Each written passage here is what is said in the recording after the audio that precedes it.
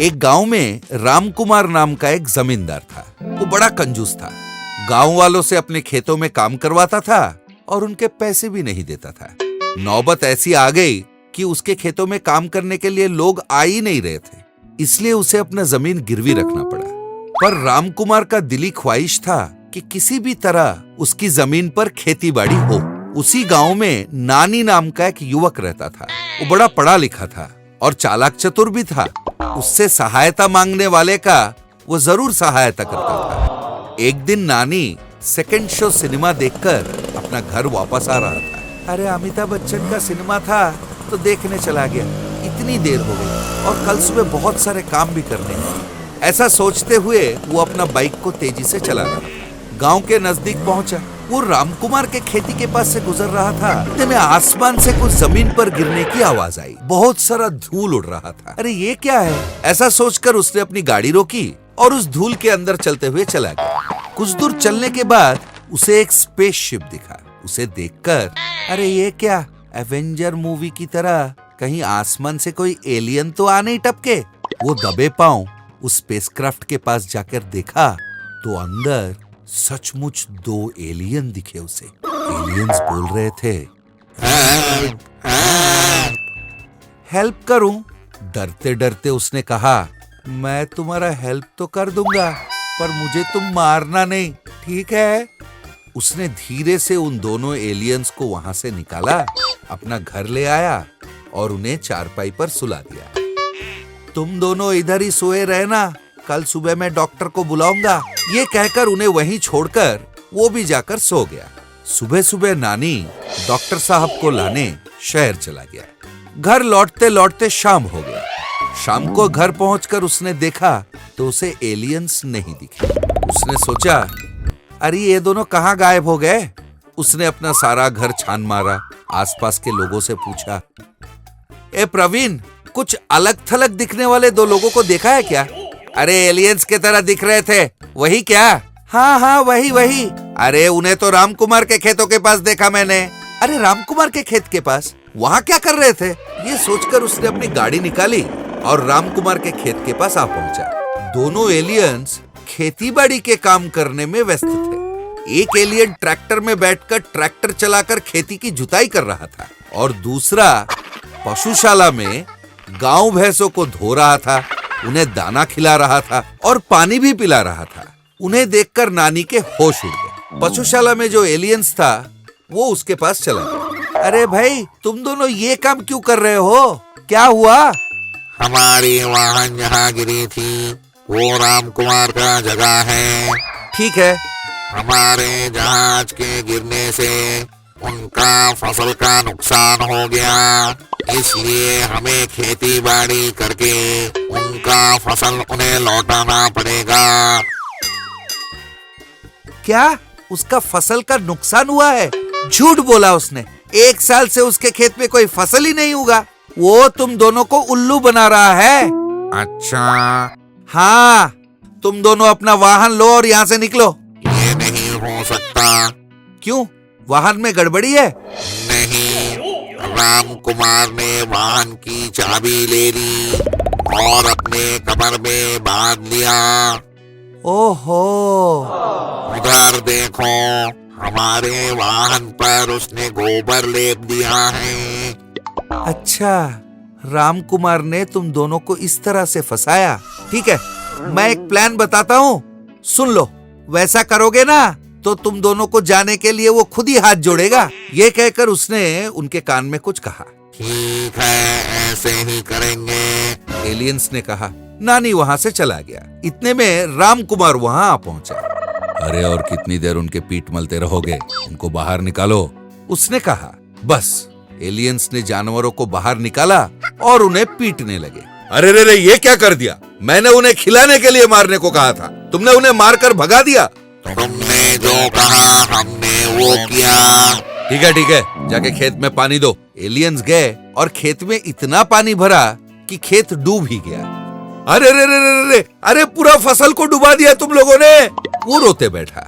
इस तरह रामकुमार उनसे जो भी काम करने को कहता वो ऐसा करते कि उसको नुकसान होता। नुकसान जब और बर्दाश्त नहीं हुआ तो एलियन से एक दिन रामकुमार ने कहा, मेरी मति मारी गई थी कि तुम लोगों से बिना पैसे का मैं खेतीबाड़ी करवाने चला। मैं हाथ जोड़ता हूँ बाबा, ये लो तुम्हारा वाहन का चाबी और मेरी जान छोड़ के यहाँ से चले जाओ। रामकुमार ने उनकी चाबी लौटा दी। चाबी लेकर वो एलियंस नानी के पास आ पहुंचे। Thank you so much. तुम्हें अगर कभी भी हमारी जरूरत पड़े तो इस रिमोट को दबा देना, हम हाजिर हो जाएंगे। ये कहकर एलियंस अपने वाहन के पास वापस आ गए और आसमान में उड़ गए। एक गांव में किशोर नाम का एक आदमी रहता था। उसका 10 एकड़ का आम का बागान था। किशोर बड़ा लालची था, बड़ा कंजूस भी था। बागान में चौकीदार बिठाए तो कहीं वो 1-2 आम खा लेगा, इस डर से वो खुद ही बागान का चौकीदारी करता था। एक दिन अपने बागान में घूमते हुए वो सोच रहा था, इस साल फसल अच्छी हुई है, 10 रुपए का एक फल बेचूंगा तब भी काफी मुनाफा होगा। सोच समझ के बेचना पड़ेगा मुझे। ये सोचते सोचते वो बागान का चौकीदारी करने लगा। घूमते घूमते अचानक से उसका फोन बजा। हेलो हेलो, मैं शिव बोल रहा हूँ। ओ शिव, तू बता क्या चल रहा है? मैं ठीक हूँ, तू कैसा है? मैं ठीक हूँ। तेरी खेत की क्या खबर है? फसल कैसा था इस बार? अरे काहे का फसल, परसों जो तूफान आया उसमें पूरा ढह गया। बारिश की वजह से पूरा धान बर्बाद हो गया। अरे बहुत बुरा हुआ। अच्छा, सरकार तुम्हें कुछ दे रही है? हाँ, थोड़ी बहुत पैसे वैसे देकर संभाला है। वैसे तेरा बागान कैसा है? हाँ हाँ ठीक है। अच्छा सुन, मैं बाद में बात करता हूँ, कहकर उसने फोन रख दिया। फिर उसने अपने मन में सोचा, फसल खराब हो गया, अरे इस बात का तो मैं फायदा उठा सकता हूँ। फिर वो सोच में पड़ गया और उसे एक आइडिया सूझा। अभी मैं अपने सारे फल उतार लूं और ये बताऊं कि तूफान की वजह से झड़ गए हैं तो मुझे सरकार से पैसे मिलेंगे, मेरे आम भी मेरे रहेंगे, तब तो मुझे डबल मुनाफा होगा। वाह, क्या प्लान सोचा मैंने, वाह किशोर वाह, कहकर उसने खुद ही अपनी पीठ थपथपाई और वहां से घर के ओर निकल पड़ा। अपने घर के सोफे पर बैठ के वो सोच रहा था, अब क्या करना होगा?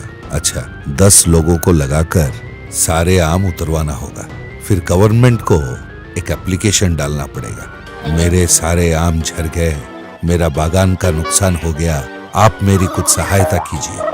ये निश्चय करके उसने अपने नौकर को बुलाया। अरे रामू काका, 10 कूलियों को बुलाओ, बागान के सारे आम उतरवाओ और ले जाकर अपने गोदाम में रखवा दो। अरे ये क्या मालिक, इतनी जल्दी उतरवा रहे हो? अभी तो बहुत वक्त है। जैसा मैं कहता हूँ ऐसा करो। जी मालिक। फिर रामू काका वहां से चले गए। इसके बाद किशोर जाकर संबंधित अधिकारियों से मिला। सर, मेरे 10 एकड़ के आम के बागान हैं, पूरे खराब हो गए हैं सर, आप जरा मेरी सहायता कीजिए वरना मैं और मेरी परिवार रास्ते पे आ जाएंगे सर, कहकर उसने अधिकारियों के सामने रो दिया। अरे बाबा, रोने से क्या फसल मिलेगा? कल सुबह आकर तुम्हारे बागान में देखता हूँ, जो भी नुकसान हुआ है उसकी भरपाई तुम्हें कर दी जाएगी, ठीक है? अभी चलो। ठीक है सर, नमस्ते, कहकर किशोर वहां से घर आ गया। दूसरे दिन किशोर अपने घर पे था, उसे एक फोन आया। उसने फोन उठाकर कहा, हेलो। हाँ सर, आज 2 अधिकारी आपके बागान में देखने आएंगे। हाँ सर, ठीक है सर, कहकर उसने फोन रख दिया। फिर किशोर ने अपने मन में सोचा, अरे अब तक तो रामू काका ने सारे फल उतरवा लिए होंगे, अधिकारी आके देखेगा, पेड़ खाली, मुझे पैसे भी मिलेंगे और मेरी फल भी बच जाएंगे, डबल धमाका। वो मन ही मन बड़ा खुश हो रहा था। 2 ऑफिसर आए उसके बागान चेक करने। अधिकारी बागान तक पहुंचे ही थे, इतने में रामू काका ऑटो में लेबर भरकर साथ साथ वहीं आ पहुंचा। उन्हें देखकर चेकिंग अधिकारी ने कहा, तुम लोग कौन हो? मैं किशोर जी का नौकर हूँ, उन्होंने कहा था कि आम उतरवा कर गोडाउन में रख दे, इसलिए आया हूँ। तो तूफान में कोई आम का नुकसान नहीं हुआ? अरे किसने कहा सर, यहाँ तो कोई हवा चला ही नहीं। वैसे आप कौन हो?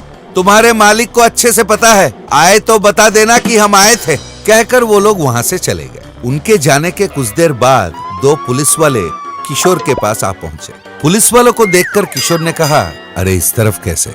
झूठ मूठ के नुकसान हुआ बताकर तुम सरकार को धोखा देना चाहते थे, इसलिए हम तुम्हें अरेस्ट करने आए हैं। उनकी बातें सुनकर किशोर की सिट्टी पिट्टी गुम हो गई। उसने सोचा, मैंने क्या सोचा था और क्या हो गया। उसकी हेकड़ी बंद हो गई। दादा टीवी। इस तरह के कई और मनोरंजक और ज्ञानवर्धक कहानियों के लिए बने रहिए हमारे साथ।